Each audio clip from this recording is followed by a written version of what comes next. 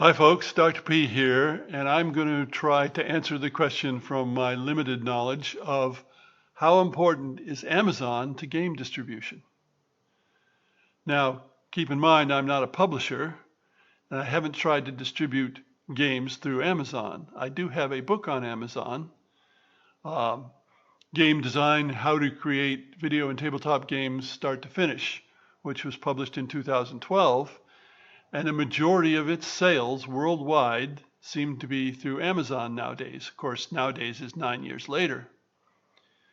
And I suspect that's true for many books, that if people want a book, they go to Amazon. If they don't find it on Amazon, they just don't bother.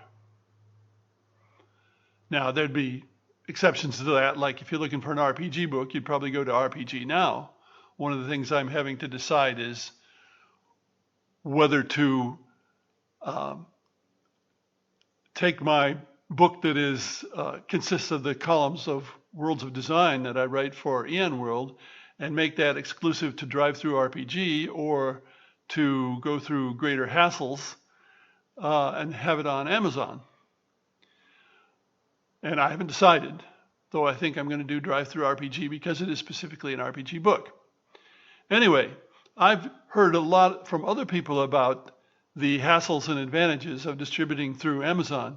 My friend Alan Paul, for example, who runs Surprise Stare Games and has for many years, doesn't deal with Amazon. It's too many hassles.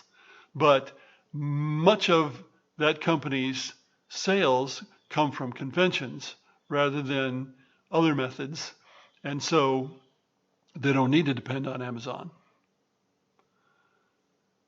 I remember a story about Ravensburger in the United States. Ravensburger makes puzzles but also games. Well, this is mostly puzzles. And they were selling through Walmart, I believe it was. And Walmart can offer things cheaply because they really put the screws to the people who are selling and get the price down so that Walmart can get a bigger margin. And the salespeople for Ravensburger were happy to sell to Walmart because they made lots of money, but because they were on commission. But Ravensburger itself didn't make much money because there were so many hassles, so much paperwork and so on, that it just didn't seem to be worth it. So Ravensburger decided they weren't going to sell through Walmart anymore. The salesmen raised hell because they were losing the commission. They were one of their big customers. But Ravensburger itself came out ahead, made more money by not selling through Walmart than by selling through Walmart. Well, I think Amazon can be the same way, and some companies decide selling through Amazon is just not worth it because of various hassles, whatever they are.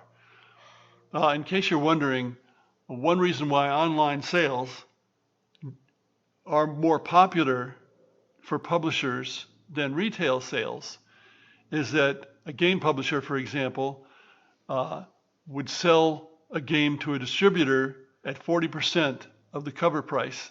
The distributor sells it for 50% of the cover price to retailers, and then the retailers make the other 50%, at least ideally.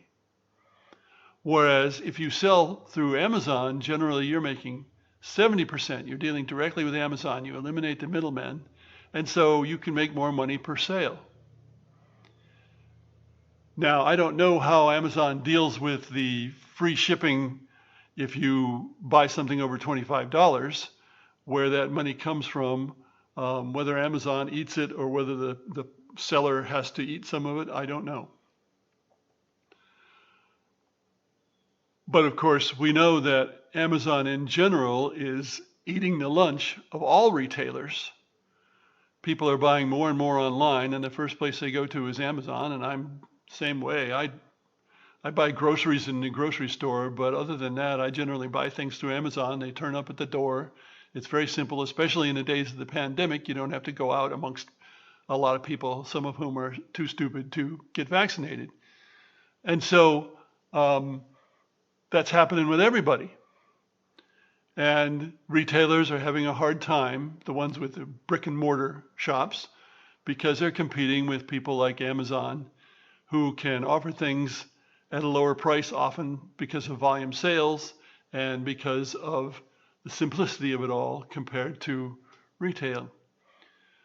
So my guess is that Amazon is very important in game distribution. I know that when my reissue of Britannia with the new game Dual Britannia came out in September of 2020, I was quite disturbed that it didn't turn up at Amazon for about 3 months, because I figured a lot of people, if they wanted to buy it, they weren't going to find it in game shops, especially not then in the middle of the pandemic.